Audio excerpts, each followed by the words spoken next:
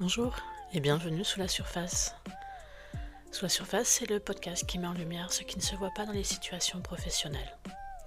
Les normes sociales, les dynamiques de groupe, les biais psychologiques, les violences symboliques, les logiques de reconnaissance et toutes ces forces invisibles qui influencent nos décisions, nos relations et notre santé mentale.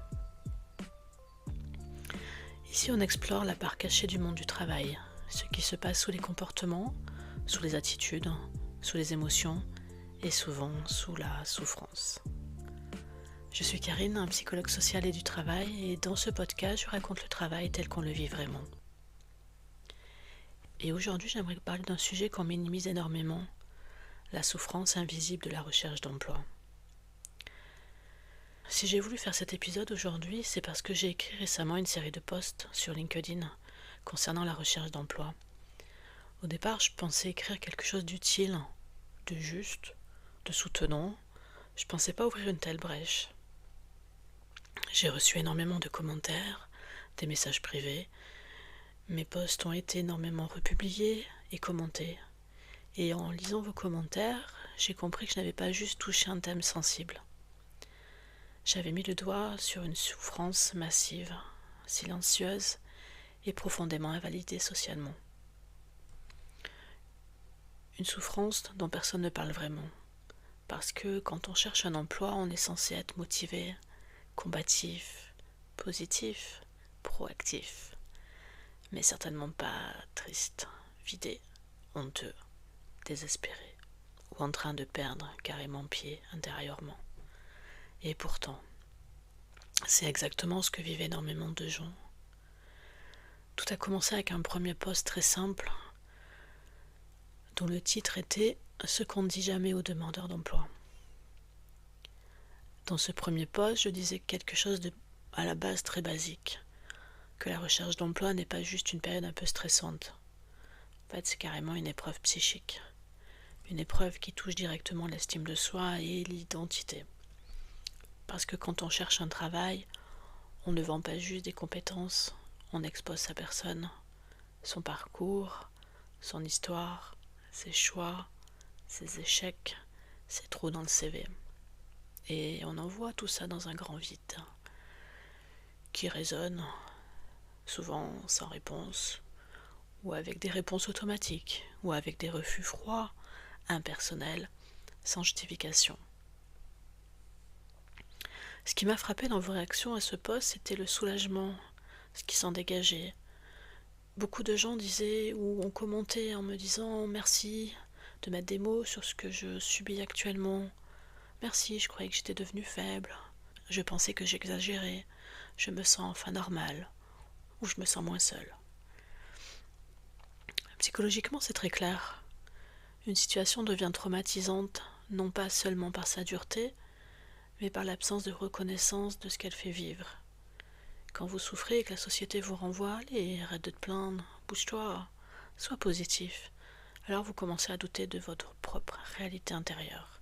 Et ça attaque profondément le sentiment de valeur personnelle. Puis j'ai enchaîné avec un deuxième post, beaucoup plus cru, que j'avais intitulé « Ce que la recherche d'emploi vous fait en silence ». Dans ce post-là, je parlais de ce que la recherche d'emploi fait en profondeur. Pas ce qu'elle fait matériellement, mais ce qu'elle fait psychiquement. J'écrivais que ce qui est au départ un problème économique et structurel devient très vite un problème identitaire.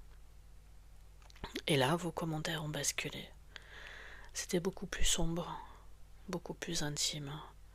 Des gens parlaient de honte, de perte de confiance, d'envie de disparaître, de culpabilité d'exister sans servir quelque chose. Ce mécanisme, en fait, il est très connu en psychologie sociale. On appelle ça l'internalisation de l'échec. Quand un système ne fonctionne pas, les individus finissent par penser que c'est eux le problème. Et plus la situation dure, plus cette croyance s'ancre, jusqu'à devenir « je suis inutile, je suis inemployable, il y a quelque chose qui cloche chez moi ». Et puis j'ai écrit un troisième post, presque comme une expérience projective. Celui-ci, il avait pour titre « Si la recherche d'emploi était une personne ». Et je leur ai demandé « À quoi ressemblerait-elle » Et là, les réponses étaient glaçantes.